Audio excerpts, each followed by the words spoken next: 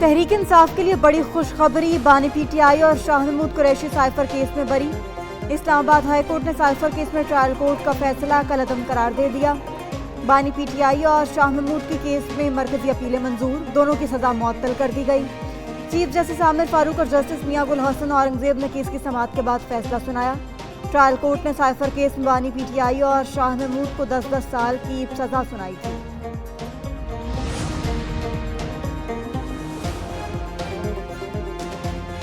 आज़ादी मार्च के दौरान तोड़फोड़ केसेस में भी पीटीआई के लिए बड़ा रिलीफ, बानी पीटीआई और शाह महमूद कुरैशी 2 मुकदमात में बरी। इस्लामाबाद के सेशन कोर्ट ने असद उमर, अली मोहम्मद खान और मुराद सईद को भी बरी कर दिया। जुडिशल मजिस्ट्रेट एहतशाम आलम ने बरियत की दरखास्तों पर फैसला सुनाया। बानी पीटीआई, शाह महमूद कुरैशी और दीगर के खिलाफ थाना गोलड़ा में 2 मुकदमात दर्ज थे। अल्हम्दुलिल्लाह आज हम सारे इस बात पे खुश है कि फाइनली अल्लाह ताला ने खान साहब को सुरखरू किया। इंशाल्लाह वो दिन दूर नहीं है जब खान साहब बहुत जल्द बाकी केसेस में उनकी एक्विटल होगी और इंशाल्लाह बहुत जल्द बाहर होंगे और अवाम के सामने होंगे। इंसाफ का आलम बुलंद हुआ, अवाम के लिए खुशी का दिन है। बानी पीटीआई जल्द रिहा होकर अवाम में होंगे।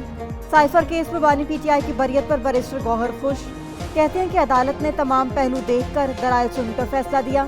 प्रोसिक्यूटर केस में सजा बरकरार रखने के हक में दलाइल नहीं दे सके।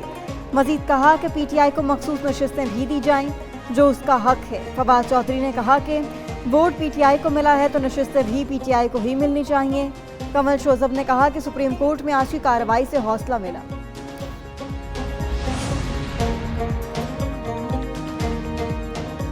पीटीआई कॉल ऑफ फेल में तजाद की वाज़ेह मिसाल है। आधी पार्टी कहती है ट्वीट हमने की, आधी कहती है हमने नहीं की। ये आपस में खुद फैसला करें कि पार्टी का बयानिया क्या है। वज़ीर इत्तलात अताउल्लाह तारड़ की सियासी मुखालिफिन पर तंकीद, कहते हैं ये अफजल मरबत मकबूल हो गए थे, आज वो उनकी मकबूलियत से खाइफ हैं। इनको भी साइड लाइन लगा दिया गया। तहरीक इंसाफ की हुकूमत में पाकिस्तान आलमी सतह पर तन्हाई का शिकार हुआ। बानी पीटीआई ने तोशाखाना के तहाइफ फरोग किए।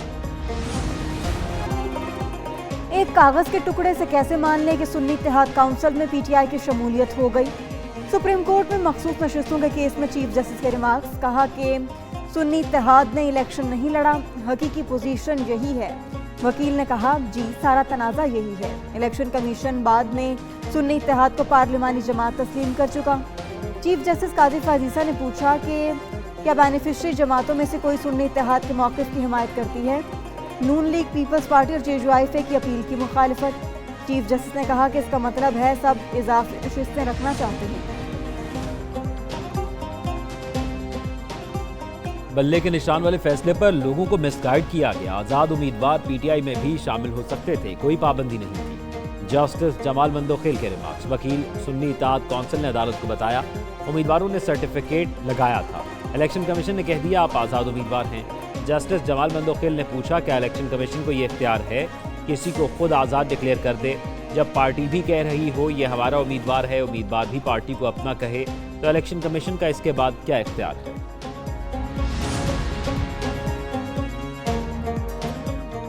नोटिफिकेशन के मुताबिक सुन्नी इत्तेहाद ने आम इंतखाबात में कोई नशिस्त नहीं जीती। जस्टिस मुनीब अख्तर के रिमार्क्स, कहा कि इलेक्शन कमीशन के अहकामात में कोई मंतक नहीं लगती। एक जानिब कहता है अब सुन्नी इत्तेहाद इलेक्शन नहीं लड़ी, साथ ही पार्लिमानी जमात भी मान रहा है। अगर पार्लिमानी जमात करार देने के पीछे पीटीआई की शमूलियत है तो वो पहले ही हो चुकी थी। जस्टिस अतर मीन अल्लाह ने कहा कि अगर सुन्नी इत्तेहाद से गलती हुई तो इलेक्शन कमीशन तस्हीह कर सकता था। जस्टिस मंसूर अली शाह ने कहा कि इलेक्शन कमीशन कह सकता था इस जमात ने तो इलेक्शन नहीं लड़ा, मगर ऐसा नहीं कहा। लोगों की सुन्नी इत्तेहाद में शमूलियत को तस्लीम किया। अब वो कह सकते थे शमूलियत कराई गई, वो हक मांगने आए हैं। आज़ाद उम्मीदवार रजिस्टर्ड जमात में शामिल हो सकता है। मखसूस नशस्तें खुदकार निज़ाम के तहत नहीं मिल सकती। जस्टिस अमीनुद्दीन के रिमार्क्स। पूछा क्या सुन्नी इत्तेहाद ने कोई एक कागज़ नामजदगी जमा कराया था। वकील ने कहा यही केस में असल सवाल है। मखसूस नशस्तों के लिए किसी जमात का इलेक्शन लड़ना ज़रूरी नहीं। जस्टिस जमाल मंदोखेल ने कहा अगर आज़ाद उम्मीदवार अपनी जमात बना लें तो क्या वो मखसूस नशस्तें ले सकते हैं। जस्टिस आयशा मलिक ने कहा सियासी जमातें पहले से रजिस्टर्ड हो चुकी होती हैं। जस्टिस मंसूर शाह ने कहा नशस्त खाली या हासिल करने का मतलब ये नहीं है इलेक्शन में जीतना ज़रूरी है। आज़ाद उम्मीदवारों की शमूलियत से भी नशस्तें ली जा सकती हैं। जजेस के सवालात पर चीफ जस्टिस ने वकील फैसल सिद्दीकी को जवाब देने से रोक दिया। चीफ जस्टिस काजी फाजीसा और जस्टिस मुनीब अख्तर के दरमियान जुमलों का तबादला। चीफ जस्टिस ने कहा कि आपको सुनने बैठे हैं, हम अपना फैसला कर लेंगे। आप दलाइल नहीं देंगे तो मुझे क्या समझ आएगी कि आपकी जानिब से क्या लिखना है। जस्टिस मुनीब अख्तर बोले कि यह गैर जिम्मेदाराना बयान है। फुल कोर्ट में हर जज को सवाल पूछने का इख्तियार और हक है। चीफ जस्टिस ने कहा, फैसल साहब आगे बढ़ें, मैंने हल्के फुल्के अंदाज में बात की थी। जस्टिस मुनीब अख्तर ने कहा कि इस किस्म का जिम्मेदाराना बयान तस्लीम नहीं किया जा सकता। जस्टिस बाबर सत्तार के खिलाफ सोशल मीडिया मुहिम और फैमिली का डाटा लीक होने पर तौहीन अदालत केस की समाअत। अदालत ने वज़ारत दिफा की रिपोर्ट मुस्तरद कर दी। दोबारा जमा कराने की हिदायत, एजेंसी को भी दोबारा रिपोर्ट जमा कराने का हुक्म। जस्टिस मोहसिन अख्तर क़यानी ने रिमार्क्स दिए, आप समझते हैं इंफॉर्मेशन पब्लिक नहीं हो सकती तो अदालत को सरबमोहर लिफाफे में बता दें। आप बताएंगे कि 5G वॉरफेयर का मुकाबला करने की सलाहियत है या नहीं। जस्टिस सरदार एजाज इसहाक ने कहा, आपने हमें बहुत मायूस किया।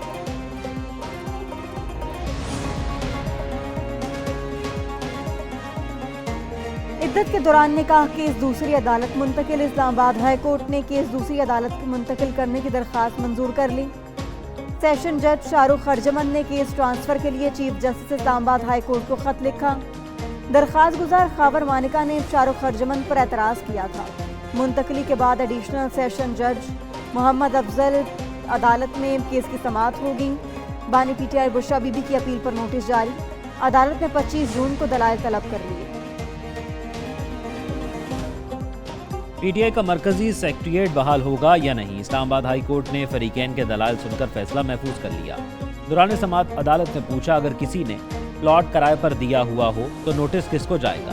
कई केसेस देखे, CDA कभी एक को नोटिस करती है कभी दूसरे को।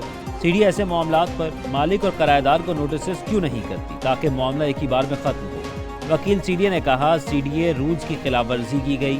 शोएब शाहीन बोले, उनके पास PTI के नाम आज भी एक नोटिस मौजूद है।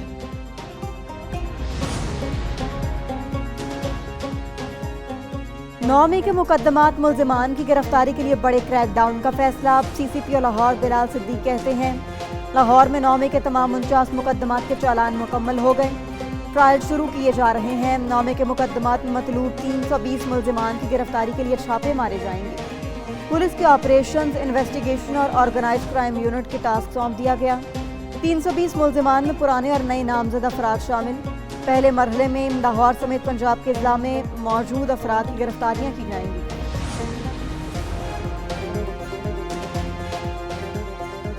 लीगी अरकान ने इस्लामाबाद इलेक्शन ट्रिब्यूनल पर सवाल उठा दिए। इलेक्शन कमीशन में दरखास्तें जमा, ट्रिब्यूनल की शफाफियत और गैर जानेदार होने पर एतराज़ात। दरखास्त दहिंदगान में तारिक फजल चौधरी, राजा खुरम नवाज और अंजुम अकील शामिल। कहा, मौजूदा ट्रिब्यूनल से मुतमईन नहीं, खदशा है इंसाफ नहीं मिलेगा, ट्रिब्यूनल को कार्रवाई से रोका जाए।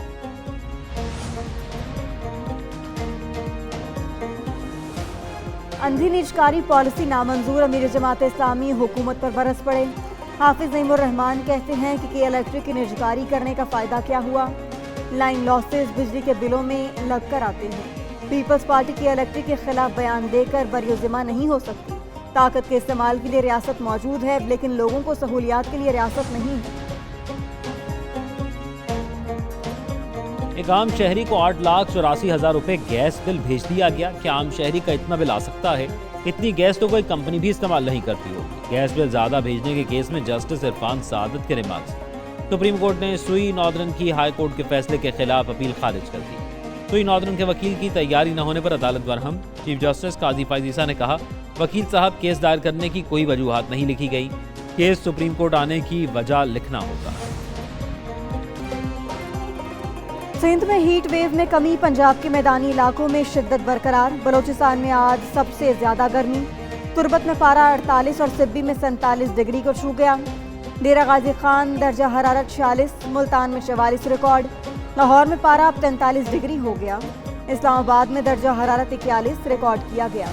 महकमा मौसमियात के मुताबिक रवां हफ्ते गर्मी की लहर खत्म होने का इम्कान। 4 से 7 जून के दौरान मुल्क के मुख्तलिफ इलाकों में बारिशें हुई।